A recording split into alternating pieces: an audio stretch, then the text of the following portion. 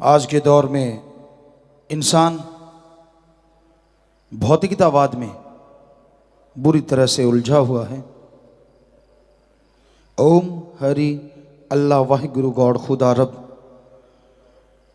का नाम तो इंसान भूल चुका है, या यूं कहें मालिक का नाम जब जरूरत हो तब इंसान को याद आता है। आगे पीछे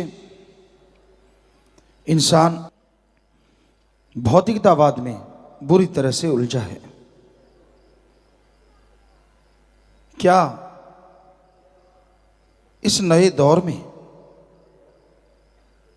इस युग में प्रभु का नाम कोई फायदेमंद है? इंसान वही सौदा करता है, वही बिजनेस व्यापार करता है जिसमें उसे लाभ हो, फायदा हो। कोई भी ये सोच के पैसा नहीं लगाता कि मैं पैसा लगाऊं और वो डूब जाए, बल्कि दुगने चौगने के चक्कर में लोग रहते हैं। तो क्या राम नाम का भी कोई फायदा है? इंसान कहता है मेरे पास पैसा है, ऐशो इशरत है, साजो सामान है, मैं भगवान का नाम क्यों लूं?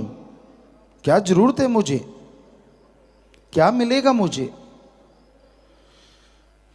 तो भगवान का नाम जितना लाभदायक है, इतना दुनिया में कोई दूसरी चीज हो नहीं सकती। चाहे आप अमीर हैं, चाहे आप गरीब हैं, ईश्वर का नाम हर किसी के लिए जरूरी है। कैसे? मान लीजिए आपको आने वाले टाइम में, फ्यूचर में बहुत भयानक बीमारी लगने वाली है, बहुत दर्द सहन करना पड़ेगा आपको। उस बीमारी की वजह से आप सालों साल चारपाई पे रहेंगे, लाखों करोड़ों रुपए आपके खर्च हो जाएंगे, और फिर शरीर जल्दी से तंदुरुस्त होता नहीं, उस पर समय लगता है। क्या आपके पास कोई ऐसा tonic, allopathy, ayurveda, naturopathy, homoeopathy, इन सब में क्या कोई ऐसा टॉनिक है जिसको ले लिया जाए और वो बीमारियां लगे ही ना? जी नहीं। किसी भी पद्धति के पास ऐसा टॉनिक नहीं है जिसको लेने से आने वाले पहाड़ जैसे रोग कंकर में बदल जाएं। तो क्या यह संभव हो सकता है? जी हां। आपके आने वाले रोग अगर आपको लगे ही ना, सालों साल जो चारपाई पकड़नी है वो छूट गई, लाखों करोड़ों रुपए खर्चा आना था वो छूट गया, क्या इससे बड़ा लाभ का कोई और सौदा हो सकता है? आप कहेंगे नहीं हो सकता, पर यह सौदा कौन सा है? यह सौदा है राम नाम की भक्ति। करना कुछ ही नहीं, भक्ति का तरीका जान लो, उसका जाप करते रहो, घर में रहो, परिवार में रहो, काम धंधा करते रहो, लेटे रहो, बैठे रहो, कोई पाबंदी नहीं है। सुमरन कीजिए जीभा से या ख्यालों से, तो किया गया राम का नाम, जपा गया राम का नाम, आपके आने वाले पहाड़ जैसे कर्म को कंकर में बदल देता है। कोई ऐसा लाभ का सौदा? सर्व रोग का औषध नाम, कल्याण रूप मंगल गुणगाम। सभी रोगों की मुकम्मल दवा है प्रभु का नाम, ईश्वर का नाम। ईश्वर के नाम का जाप करो, मालिक के नाम की भक्ति करो। ईश्वर का नाम सिर्फ इस बीमारियों से ही नहीं बचाता। आपको कोई गम है, कोई चिंता, टेंशन है, तो राम का नाम उन गम चिंताओं से, अल्लाह वाहिगुरु गॉड का नाम इस टेंशन से आपको टोटली फ्री कर देगा। कैसे? आदमी को टेंशन, चिंता होती है जब कोई परेशानी आ जाए, कोई प्रॉब्लम हो और उस परेशानी का हल दिमाग से ना मिले, वो सोचता रहे, अंदर ही अंदर ध्यान करता रहे, दिमाग पे पूरा जोर दे, लेकिन उस समस्या का कोई हल ना मिले, तो क्या होता है, आदमी के अंदर वो प्रॉब्लम, वो समस्या घूमने लगती है। जितने बार वो टेंशन, वो समस्या घूमती, उतनी ही टेंशन बढ़ती जाती है। तो फिर कैसे? क्योंकि किसी को बता नहीं सकते आप, खुद आपका दिमाग जवाब दे जाता है, और जितनी बार वो समस्या, वो टेंशन वाली बात घूमती रहेगी, आपकी टेंशन और बढ़ती जाएगी। ये मनोविज्ञान कहती है। फिर राम नाम कैसे दूर कर देता है टेंशन? आप को अगर ऐसी समस्या है, ऐसी प्रॉब्लम है, आप घंटा सुबह घंटा शाम मालिक की याद में बैठिए, प्रभु की याद में बैठिए। उससे क्या होगा, वो आपके दिमाग की सोचने समझने की ताकत को 1.5 गुना, डबल या 3 गुना भी कर सकता है। पहले जो समस्या का हल आपके दिमाग में नहीं आ रहा था, जैसे ही आपके दिमाग की शक्ति 1.5 दुगनी हो गई, तो नेचुरली उस प्रॉब्लम का सॉल्यूशन आपको आपके अंदर से मिल जाएगा और आप टोटली टेंशन फ्री हो जाएंगे। ऐसे काम करता है अल्लाह वाहिगुरु राम का नाम, टोटली टेंशन फ्री कर देता है। और जरा सोचिए, जिस आदमी को कोई टेंशन नहीं, कोई प्रॉब्लम ही नहीं है, उससे सुखी इंसान क्या दुनिया में दूसरा हो सकता है? जी नहीं। क्योंकि लोगों को बहुत परेशानियां हैं, डायरेक्ट इनडायरेक्ट, बताते नहीं हैं। कोई किसी किस्म की परेशानी से जूझ रहा है, कोई किस किस्म की, कोई शारीरिक, कोई पारिवारिक। तो इन परेशानियों से मुक्ति का बड़ा आसान तरीका है ओम हरि अल्लाह राम का नाम, मेथड ऑफ मेडिटेशन। उस गुरु मंत्र को, उस कलमा को जैसे जैसे आप जाप करेंगे, अदा करेंगे, वैसे वैसे आपके सोचने की शक्ति बढ़ती जाएगी। नासा साइंस केंद्र अमेरिका में ये बात कही गई कि अगर आप मेथड ऑफ मेडिटेशन करें, यानी ध्यान में बैठें, तो आपकी विल पावर बढ़ेगी। किसी ने पूछा कैसा ध्यान? कहते एक वर्ड ले लो, जैसे ओम हरि अल्लाह गॉड, और उसका कंटिन्यू अभ्यास करो, लगातार जाप करो, तो आपका विल पावर बढ़ेगा, आत्मविश्वास बढ़ेगा। और ये साइंस मानती है आत्मविश्वास सफलता की कुंजी है। जिसके अंदर आत्मविश्वास होता है, सफलता उसके कदम चूमती ही चूमती है। और हमारे वेदा काल में, सभी धर्मों में ये लिखा हुआ है कि अगर जल्दी आप गम, दुख, दर्द, चिंता, बीमारियों से मुक्ति चाहते हो और प्रभु अल्लाह वाहिगुरु गॉड खुदा की दया में रहमत को जल्दी हासिल करना चाहते हो, तो सुबह सवेरे 2 से 5 में जागो। 2 बजे जागे या 3 बजे या 4 बजे, और फिर 1 घंटा मालिक को याद करो। इस समय को हमारे हिंदू धर्म में ब्रह्म मुहूर्ता, सिख धर्म में अमृत वेला, इस्लाम सूफी संतों ने बांगे वक्त या फर्ज, और इंग्लिश फकीर the gods prayer time, the gods prayer Indian time, early morning between 2 to 5, 2 से 5, इसमें मालिक को याद करो।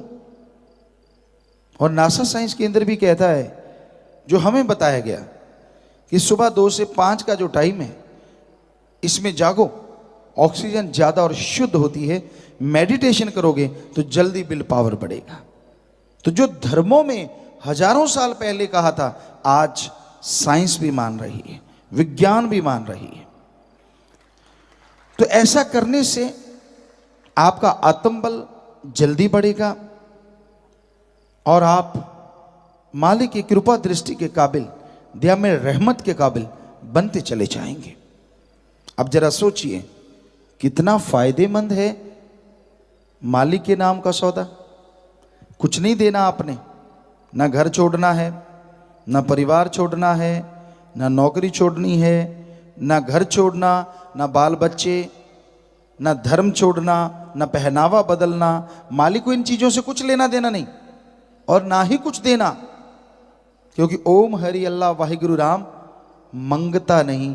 दिमाग में याद रखो, वो दाता था, दाता है और दाता ही रहेगा। वो देता ही देता है, लेता नहीं है। ये तो आम लोग होते हैं जो चढ़ाते हैं और लोग ही होते हैं जो उठा के खा जाते हैं। मालिक के पास एक नया पैसा नहीं जाता। तो यही हकीकत है, यही वास्तविकता है कि उस सुप्रीम पावर, उस मालिक को अगर आप हासिल करना चाहते हैं, कृपा दृष्टि पाना चाहते हैं, तो मूल मंत्र जरूरी है। जैसे दूध में घी होता है, उसको निकालने के लिए एक मेथड है, पुरातन मेथड। सारा दिन दूध गर्म करते हैं, शाम को जाग लगा देते हैं, दूध जम जाता है, उसको बिलोते हैं, मक्खन आता है, उसे गर्म करते हैं, छाछ अलग और घी अलग हो जाता है। धरती में से पानी निकालते हैं, बोरिंग कीजिए, पाइप डालिए और यहां पानी है जरूर आएगा। सरसों तिलों के दानों में तेल है, कोहलू होते हैं, उनमें उनको पिसवा दीजिए, पिड़वा दीजिए, तो उसमें से तेल अलग हो जाता है और उसका फालतू का सामान अलग चला जाता है। इसी तरह एक मेथड है जिसके द्वारा आप उस सुप्रीम पावर ओम हरि अल्लाह गॉड खुदा रब को देख सकते हैं, उसकी शक्ति को हासिल कर सकते हैं। और उस मेथड को ही हमारे हिंदू धर्म में गुरु मंत्रा, नाम दीक्षा, इस्लाम धर्म में कलमा, सिख धर्म में नाम शब्द और इंग्लिश फकीर द गॉड्स वर्ड या मेथड ऑफ मेडिटेशन कहते हैं। आपको वो लेना है। लेने से मतलब आपको याद करना है वो मेथड, जुबान पे चढ़ा लेना है, बस फिर चलते, बैठ के, लेट के, काम धंधा करते हुए जीभा से, ख्यालों से आप गुनगुनाइए, गाते रहिए, बोलते रहिए। जैसा भी आप उसको गा लेंगे वो मालिक की दरगाह में मंजूर कबूल होगा और बदले में आपको खुशियां जरूर देगा। इंसान को कितना बढ़िया अवसर दिया है प्रभु ने, अल्लाह वाहिगुरु गॉड ने, कि वो उसका नाम ले सकता है। जबकि 84 लाख जोनियों में जितनी भी वनस्पति, पेड़ पौधे, घास फूस, कीड़े मकोड़े, पक्षी, जानवर, किन्नर गंधर्व देव, कोई भी प्रभु का नाम लेके मोक्ष मुक्ति हासिल नहीं कर सकता। कितना बढ़िया मौका है कि इंसान मालिक का नाम लेके जीते जी मुक्ति और मरणोपरांत मोक्ष हासिल कर सकता है। यही है सच्चा मोक्ष। अगर जीते जी मोक्ष नहीं मिला तो मरने के बाद वाले मोक्ष को किसी ने क्या करना है।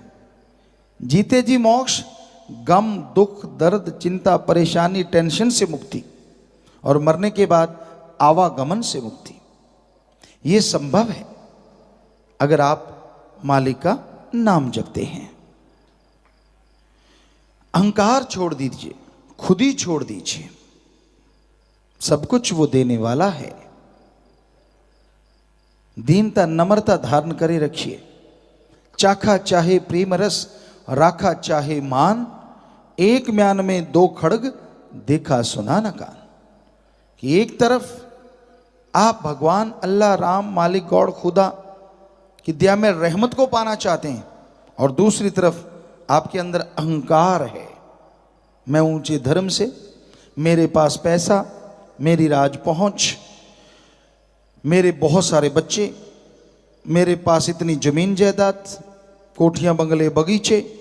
जितना अहंकार करते जाओगे उतना मालिक से दूर होते चले जाओगे। इसलिए कबीर जी ने लिखा, चाखा चाहे प्रेम रस, राखा चाहे मान। एक तरफ अहंकार है, घमंड है, एक म्यान में दो खड़ग, देखा सुना न कान। अगर आप अहंकार करते हैं, खुद ही करते हैं, तो वही आपके अंदर रहेगी, खुदा नहीं, राम नहीं। और अगर उससे प्यार करते हैं तो आपके अंदर अहंकार नहीं बल्कि दीनता नम्रता होगी, और प्रभु के कण कण में, जर्रे जर्रे में दर्श दीदार जरूर होंगे। इसलिए खुद ही ना आने दो अपने अंदर। दाता को कभी ना भूलो। ये ना हो कोई दात मिल जाए और आप दाता को भूल जाओ। ये तो सब उसकी नियामतें हैं, ये तो सब उसका रहमो करम है। वो चाहे पत्थर पे भी ऐसा रहमो करम कर दे, भगवान बना डाले, और वो चाहे कोई भगवान कहलाने वाले को धरती में खाक कर दे। रावण अपने आप को भगवान ही समझता था। क्या नहीं था उसके पास? बहुत बड़ा साइंटिस्ट, एटम परमाणु कंधे पे लेके घूमता था, जब चाहे बरसात करवा लेता था, सूरज क्या चंद्रमा की रोशनी से भी खाना बना लेता था, सफल क्लोन ज्ञाता था। उसके खुद के तो 3 या 5 बेटे थे, बाकी सब क्लोन थे, और आगे सफल क्लोन गया था, क्योंकि आगे उन बच्चों के भी बच्चे थे, यानी 1.25 लाख आगे पोते थे, नाती थी। कितना बड़ा साइंटिस्ट था वो, पर उसने अपने आप को ये समझा मेरे जैसा कोई हो ही नहीं सकता। अहंकार किया। 1 लख पूत 1.25 लाख नाती, तैरावन घर दिया ना बाती। सब कुछ खाक में मिल गया। इसलिए दीनता नम्रता जरूरी है। पता नहीं मालिक ने और क्या बख्श देना है।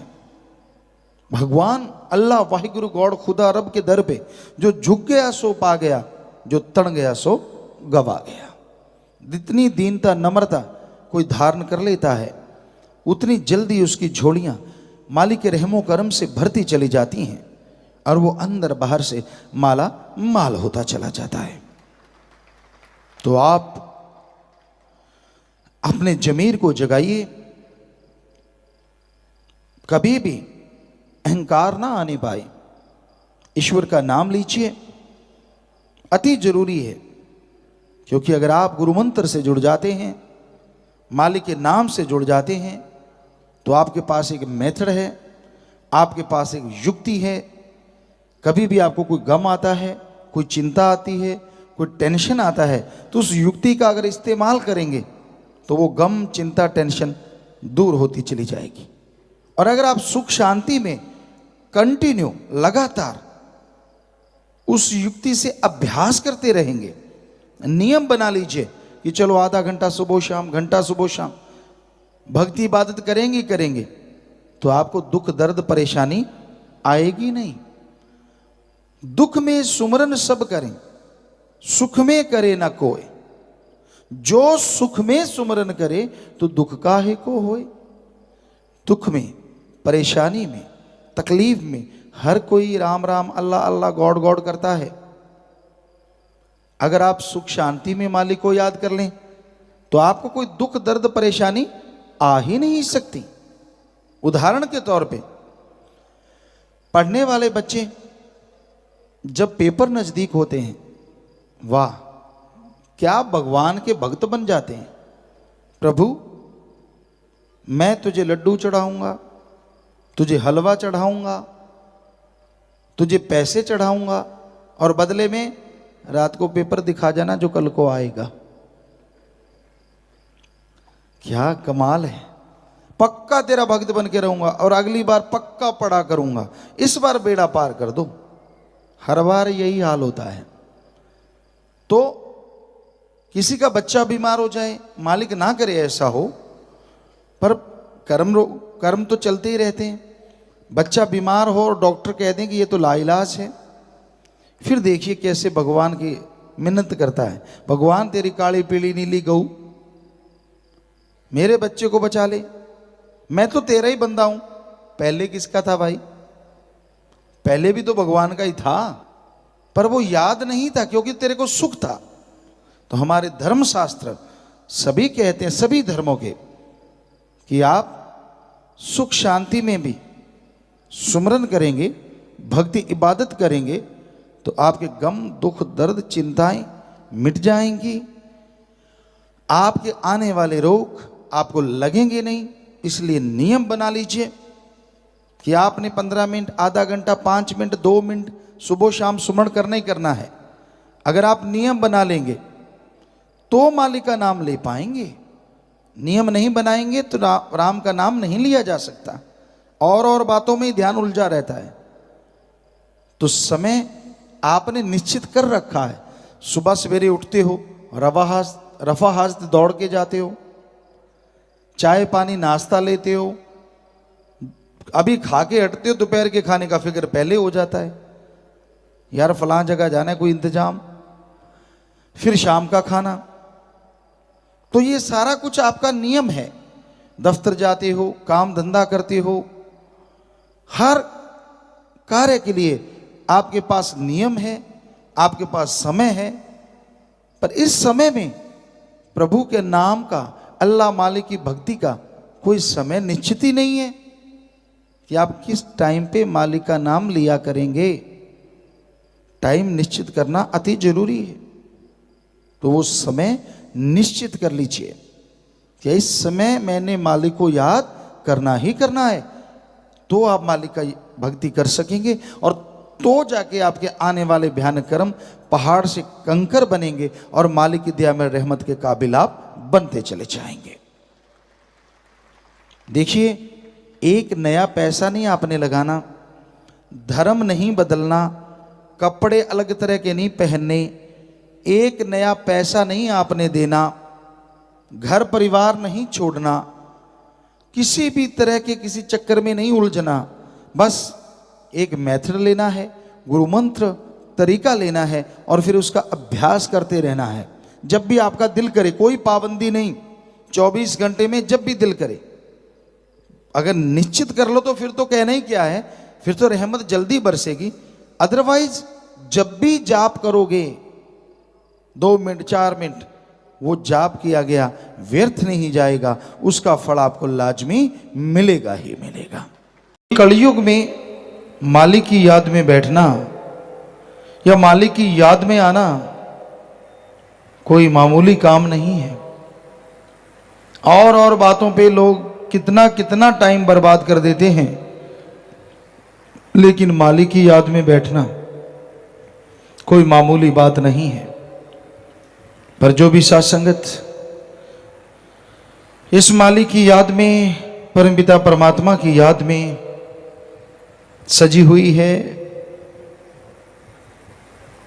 बहुत ही खुशियों का नजारा देखने के काबिल बनती है। जो भी जीव आके राम नाम में बैठते हैं, उन्हें एहसास होता है खुद की कमियों का, खुद के गुणों का, अवगुणों का, और फिर गुणों को ग्रहण करके अवगुणों को छोड़ता हुआ जो इंसान आगे बढ़ता है, उसे मालिक के नूरी स्वरूप के नज़ारे मिलने शुरू हो जाते हैं। तो आप सबका सत्संग में पधारने का तहे दिल से बहुत बहुत स्वागत करते हैं। जी आयनु क्षामदीद कहते हैं, मोस्ट वेलकम। तो सत्संग में आना, सुनना, अमल करना, ये 3 बातें आदमी के भाग्य को बदल सकती हैं, यानी अभाग्यशाली को बेहद भाग्यशाली बना सकती हैं। ये 3 बातें, सत्संग में आना, सुनना और अमल करना। तो संत, पीर फकीर इस संसार में, इस दुनिया में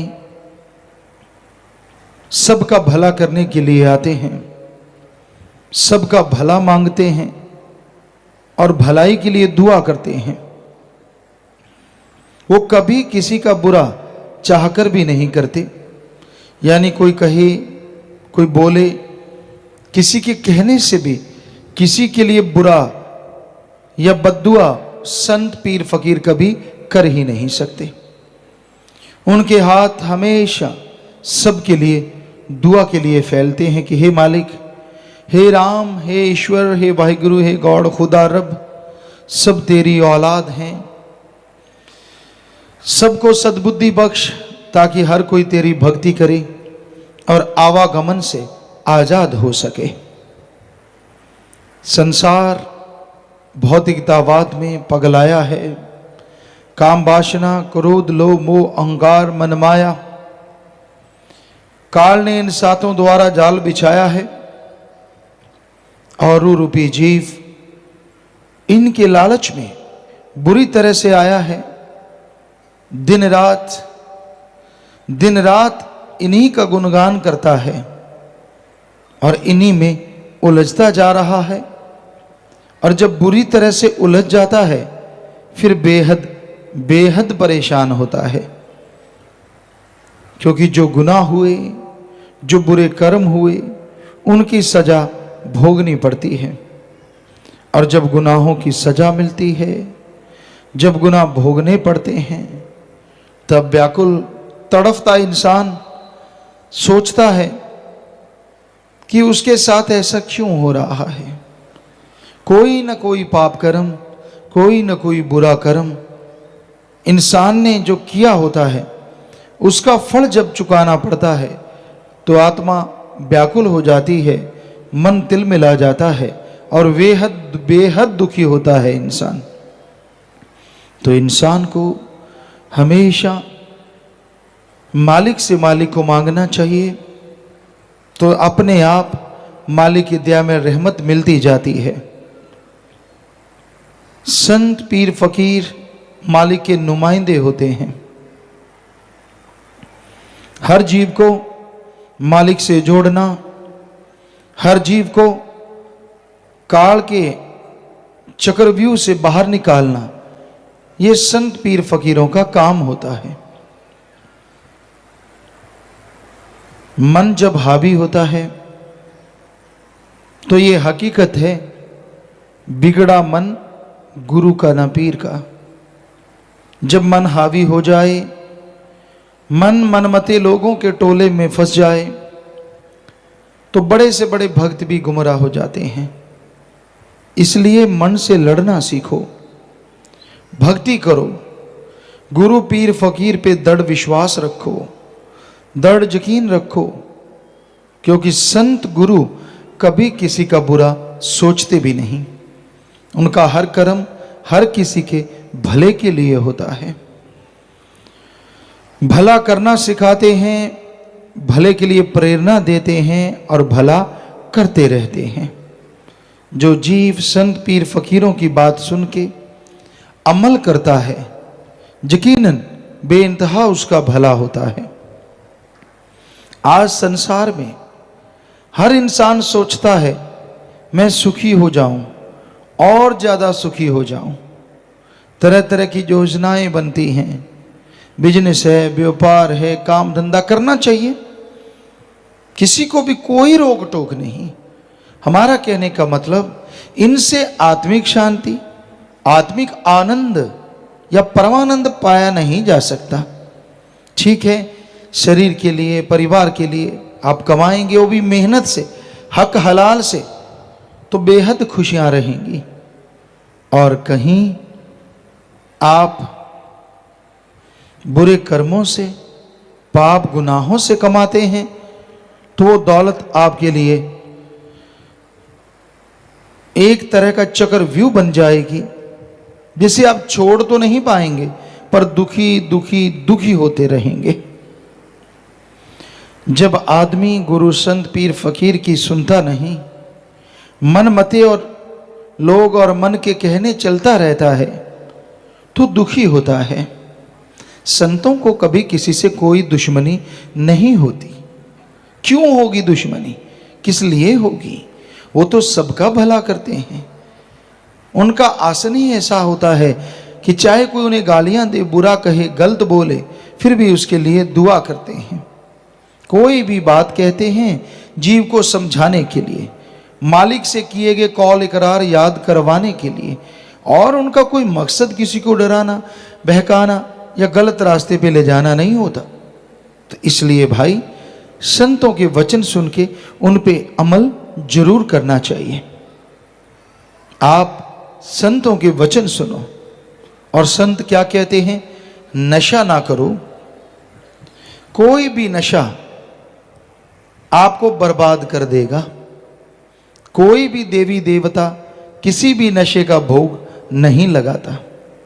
यहां तक हमने पढ़ा है, महादेव जी ने भयानक नशा जो जहर था उसको अपने कंठ में धारण तो जरूर किया, लेकिन पीने का आह्वान किसी को नहीं किया।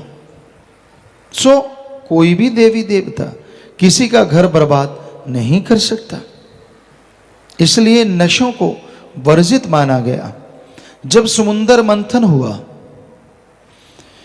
वेदों शास्त्रों में आता है, विष्णु पुराण में आता है कि जब, और भी कई जगह लिखा मिला, समुद्र मंथन हुआ, एक तरफ राक्षस थे, राक्षस प्रवृत्ति राक्षस, दूसरी तरफ देवता, किन्नर, गंधर्व आदमी।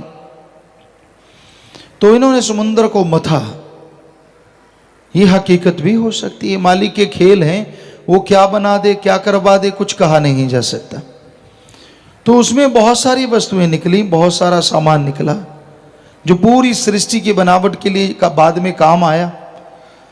तो उसमें जब नशा निकला होगा तो वो भी किसी को दर्द है, दवा के रूप में कुछ अलग तरह की दवाई बनाई जा सके, शायद इसलिए पैदा हुआ।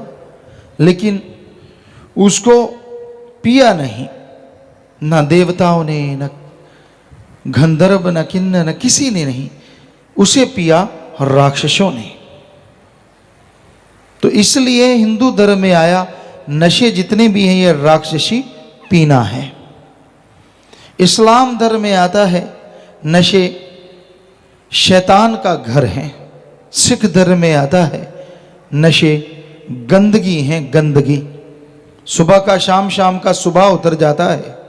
पोस्त भंग अफीम मद नशा उतर जाए पर बात, नाम खुमारी नानका चढ़ी रहे दिन रात। कि जितने भी नशे हैं शाम के सुबह और सुबह के शाम उतर जाते हैं। नशा करना चाहते हो, ओम हरि अल्लाह वाहिगुरु राम के नाम का करो। एक बार चढ़ गया तो दोनों जहान में नहीं उतरेगा। फिर संतों ने कहा कि आप मांस अंडा ना खाएं, आप शाकाहारी हैं, शाकाहारी भोजन लें, क्योंकि शाकाहार इंसान की बनावट भी है।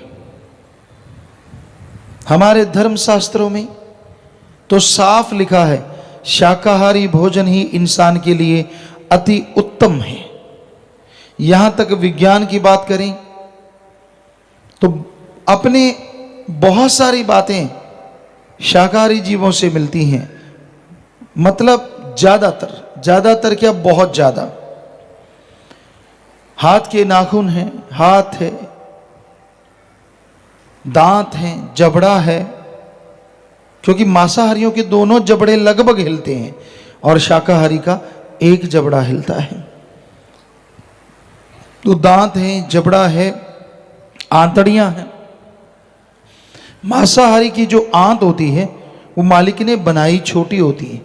डाइजेस्ट सिस्टम इस तरह का होता है कि जल्दी हजम हो और जल्दी चला जाए, लेकिन आदमी की आंत तो बहुत लंबी है और इसमें भोजन अगर वैसे ही तड़के खाया जाए तो उसको पचने में ही 12 से 18 घंटे लगते हैं पूरी तरह से।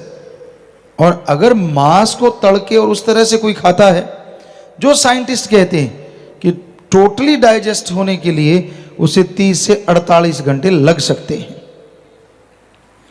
तो हमारा शरीर, आंतड़ियां, पाचन क्रिया सब शाकाहारी जीवों जैसी, यानी पूरी शारीरिक बनावट। पहले आपने पढ़ा होगा, हमने भी पढ़ा कि आदि मानव इंसान के जो पूर्वज थे वो मांसाहारी थे। हम कभी नहीं मानते थे इस बात को। बहुत बार बच्चों में बहस होती, क्योंकि सतगुरु ने, दाता ने 4-5 साल के थे हम तभी नवाज दिया था, अपने नाम से, अपने प्यार से, अपनी मोहब्बत से रंगा था। तो हम अड़ जाते कि ये संभव नहीं है। कई विज्ञान की किताबें लेके आते, कई लोग कहते नहीं देखो ये सही है, आदमी के जो पूर्वज थे वो मांसाहारी थे। हमने कहा नहीं, ये सही नहीं है, विज्ञान गलत। और यकीन मानिए सतगुरु इतना कॉन्फिडेंस देते, इतना कॉन्फिडेंस देते कि वो ही होता, और वाकई वो ही हुआ। अब साइंस, विज्ञान ने पिछले कुछ महीने या साल हुआ होगा, ये साबित कर दिया है कि हमारे पूर्वज या आदि मानव जो थे वो भी शाकाहारी थे, वो भी कच्चा या पका के भोजन खाया करते थे। तो हमने बहुत पहले ये बात कही थी कि ये हो नहीं सकता, ये गलत है, ये विज्ञान की थ्योरी गलत है। कि आदमी की शरीर की बनावट ही ऐसी नहीं, चाहे नाखून कैसे भी हैं, कैसे मुड़ जाते थे, लेकिन किसी पशु की चमड़ी को फाड़ना कोई आसान काम नहीं। या हाथों से शिकार करना होता तो आदमी पत्थर के हथियार, लकड़ी के हथियार क्यों बनाता? असल में वो पशुओं को मारने के लिए नहीं, आत्मरक्षा के लिए वो हथियार बने थे, जिसे विज्ञान ने कहा शिकार के लिए बने। जी नहीं, हम इसे भी गलत साबित करते हैं। वो शिकार के लिए हथियार नहीं बने थे, जो पत्थर के बने या लकड़ी के पहले बने, बाद में लोहे के बने, वो आत्मरक्षा के लिए। क्योंकि मांसाहारी शेर, चीता वो आदमी को भी खाना चाहते थे, उनका तो भोजन है। तो आदमी लड़े, कोशिश की अपने नाखूनों से, अपनी पावर से, तो उनको जीत नहीं पाए। फिर उन्होंने अपने दिमाग का इस्तेमाल किया, और उस दिमाग से उन्होंने ऐसे ऐसे हथियार बनाए जो उन पशुओं को पछाड़ने लगे। और आदमी गुस्सा इतना आया कि वो पछाड़ता ही नहीं था, उनको खाने भी लगा।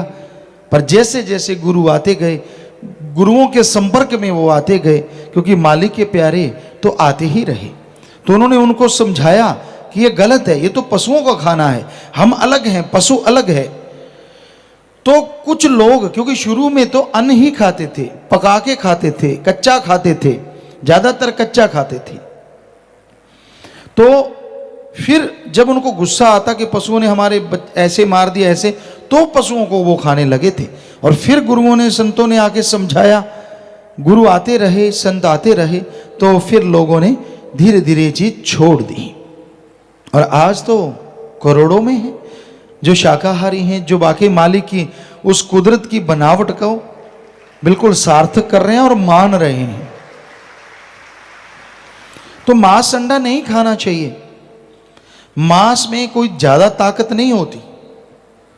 अंडे में 13 से 15% प्रोटीन है, और चिकन में हमारे ख्याल से 20 से 23.5% प्रोटीन होगा। जबकि दालें हैं, मूंगफली है, इनको अगर माने तो इनका 25 से 30% प्रोटीन इनमें पाई जाती है, जो शरीर को मसल बनाती है, पावरफुल बनाती है। तो शाकाहारी चीजों में ताकत ज्यादा है। और सोयाबीन को तो कहना ही क्या है। सोयाबीन में 43 से 45% प्रोटीन पाई जाती है, अंडे से सीधी 3 गुना, चिकन वगैरह से सीधी डबल। और भी नए नए तरीकों से सोयाबीन का दूध है, पनीर है, यहाँ भी रिसर्च की जा रही है। आश्रम में भी ये बनने लगा है, थोड़े स्केल पे। जब बड़ा बनेगा तो ये सेवादार बताएंगे।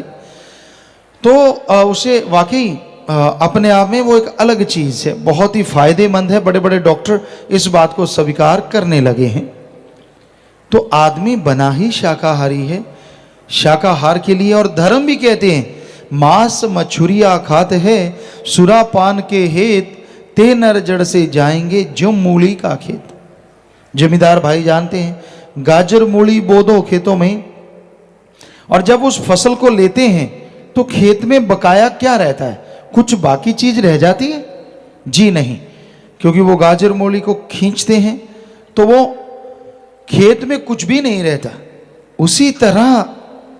उसी तरह जो मांसाहार का आहार करते हैं वो मालिक की निगाह से दूर हो जाते हैं और जन्मों जन्म के चक्कर में फेर में अटक जाते हैं, निशान उनका खत्म हो जाता है। इसलिए मांसाहार नहीं करना चाहिए। आज दुनिया के बहुत से लोग, बहुत जगहों पे ऐसा होने लगा है, आदमी आदमी का मांस खाने लगा है। बच्चों को, छोटे से बच्चे होते हैं, मां के गर्भ से निकाला जाता है, उनका कहीं सूप बनाते हैं, कहीं अचार बनाते हैं, कहीं डिब्बाबंद मांस बनाया जाता है।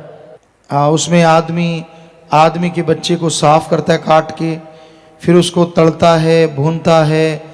डिब्बा बंद मांस औरतें भी खरीदती हैं, आप देख सकते हैं। इनका अचार तक डाला जाता है छोटे से बच्चे का।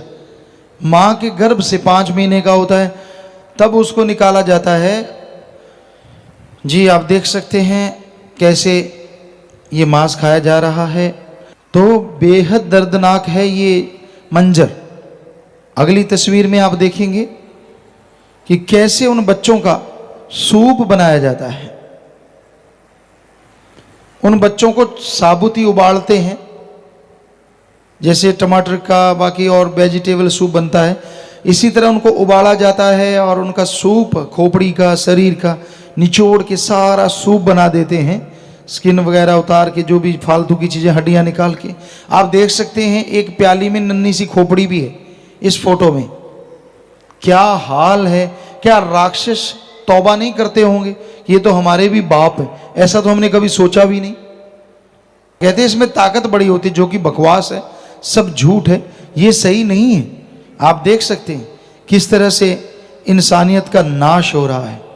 अपने देश में देखते हैं जब 2 लड़कियां हैं या एक लड़की तीसरी आने वाली हो तो उसका अबॉर्शन, सफाई करवा देते हैं, और वो सफाई उस बच्ची को या तो गर्भ में ही इंजेक्शन लगाते हैं या फिर उसके टुकड़े टुकड़े कर दिए जाते हैं। यहाँ ऐसे सत्संगी बैठे हैं जिन्होंने अपनी बेटी को बेटे से बढ़ के प्यार दिया और बेइंतहा खुशियां वो ले रहे हैं।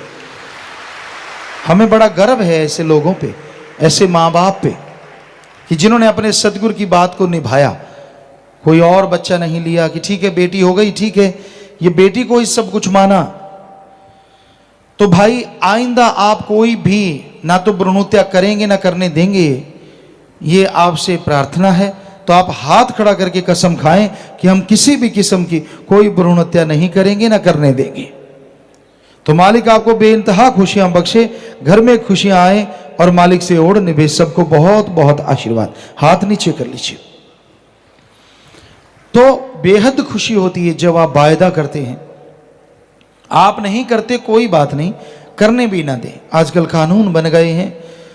बल्कि हम सारी साथ संगत से कहते हैं, कहीं भी कोई बेटी को मारने जा रहा है आप उससे ले लीजिए और हमें दे दीजिए। आपको पता है यहाँ शाही बेटियां बसेरा है, उनका पालन पोषण करेंगे, एसी रूम से इनके बढ़िया गाड़ियों पे स्कूल जाते हैं। तो जहां हमारी करोड़ों बेटियां हैं, कुछ और बेटियां आ जाएंगी तो कुछ फर्क पड़ने वाला नहीं है, ये आपसे गुजारिश है। तो भाई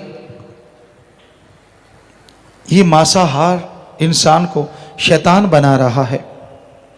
फिर तीसरा परहेज, पर नारी पैनीश्वरी मत को इलायो अंग, रावण के 10 शीश गए पर नारी के संग। इस्लाम धर्म में पवित्र कुरान मजीद शरीफ में लिखा है, जायज रिश्ता अख्तियार करो, नाजायज रिश्ता दोजख की आग में जलाएगा। अगर ऐसी हराम खोरी करोगे तो दोनों जहां में दोजख की आग जलाती रहेगी। यानी कैरेक्टरफुल बनिए। आप पति पत्नी का रिश्ता जायज है, इसके अलावा कोई भी रिश्ता कहीं भी आप इस तरह का जोड़ते हैं तो वो नाजायज है। ऐसा ना करें, ये महापाप है। 1 लाख पूत 1.25 लाख नाती, 13 घर दिया ना बाती। जिसके 1 लाख बेटा 1.25 लाख नाती थे, उसने सीता जी को उठाया पर नारी, तो उसका हश्र क्या हुआ?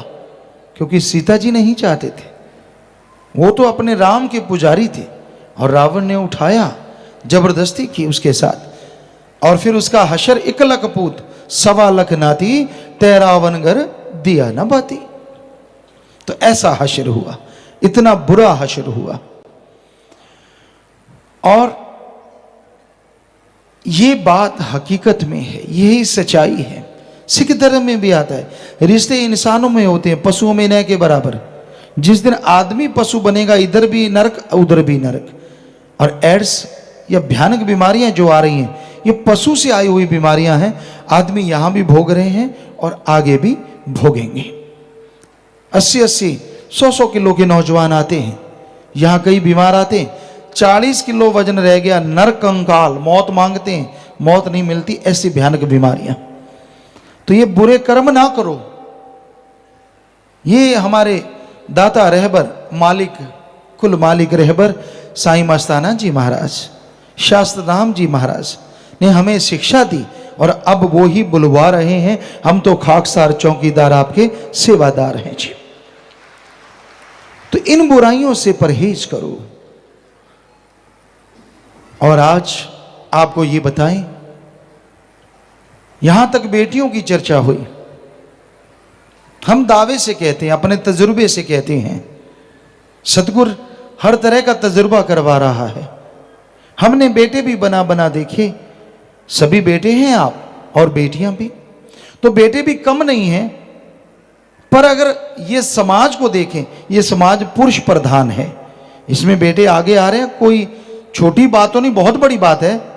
लेकिन हमारी बेटियां जो परमार्थ में, सेवा में, नेक कामों में आगे बढ़ रही हैं, ये बेमिसाल बात है, बेमिसाल। शायद पूरे देश में ऐसी मिसाल नहीं होगी। यहां ये बेटियां, ये हमारी बच्चियां नेकी में, मानवता भलाई में, भले कामों में डट के आगे बढ़ रही हैं, डट के आगे बढ़ रही हैं, पूरे समाज की परवाह नहीं करती। क्या क्या इल्जामात नहीं लगाए जाते इन पे, क्योंकि लड़की पे लगाना बड़ा आसान होता है, उस पे थोप देना, ये ऐसी है, ये वैसी है, ये वो करती है, ये फला करती है। लड़की किसी को कहे तो भी लोग मानते जल्दी हैं।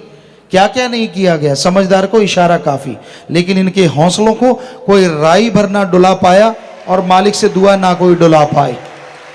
इतने हिम्मत मालिक ने दी, इतनी रहमत है, जो मानवता के लिए निकल लिए। बेप्रवाह जी ने वचन फरमाए हैं, बन के प्रेमी फिर दिल नू डुलाउणा की, अगे नू बधा के पैर पिछे नू हटाउणा की। हमें मान है हमारी इन बच्चियों पे, हमारी बेटियों पे और बेटों पे भी, क्योंकि जवानी आज इतना कुछ कर रही है। नौजवान क्या क्या नहीं गुल खिला रहे, नशे करते हैं गंदे से गंदा, और वैश्यावर्ती करते हैं, समलैंगिकता में सभी तरफ से बुरा हाल है। पर धन्य ये जवानियां दोनों तरफ की जो इतनी आगे बढ़ रही हैं। अधेड़ अवस्था, बुजुर्ग, सब ही धन्य हैं जो इस कलयुग में मालिक की याद से जुड़े हुए हैं। तो ये कोई छोटी बात नहीं है प्यारी साध संगत जी, बहुत बहुत बड़ी बात है कि हमारे बेटे, ये बेटियां, सब लोग इतना मालिक के नाम पे, परमार्थ में, तन मन धन से हर क्षेत्र में तरक्की कर रही हैं। और हर तरह का मुसीबत पहाड़ जैसी भी आती हैं, उसको चकनाचूर करते हुए राम नाम के मार्ग पे बढ़ रही हैं और बढ़ती रहेंगी। दोनों तरफ से ये रूहें बढ़ रही हैं, दोनों तरफ से, आदमी है, औरत है। जिसको राम नाम की लौ लग जाए, अरे बुल्ले को कंजरी कहा गया। पता नहीं इतिहास में कितनी भक्त औरतें हुई जिनको वैश्या का नाम दिया गया, लेकिन वो मालिक के प्यार में ऐसी नाची कि मीरा बन के आज उनका नाम इतिहास में अमर हो गया और इनका अमर होता रहेगा। ये समाज बड़ा दोगला है। तो भाई, इस समाज का कुछ भरोसा नहीं, अपना उल्लू सीधा करने के लिए ये क्या से क्या बना दे। लेकिन यकीन मानिए, राम नाम, अल्लाह मालिक की भक्ति इबादत करने वालों का काल महाकाल ना बाल बांका कर सका और ना कर पाएगा।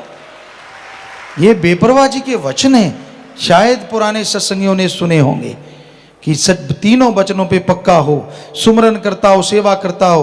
बेपरवाह जी ने एक सत्संग में, शायद पंजाब साइड में, कहीं ये वचन फरमाए कि उसका तो एटम भी कुछ नहीं बिगाड़ सकता।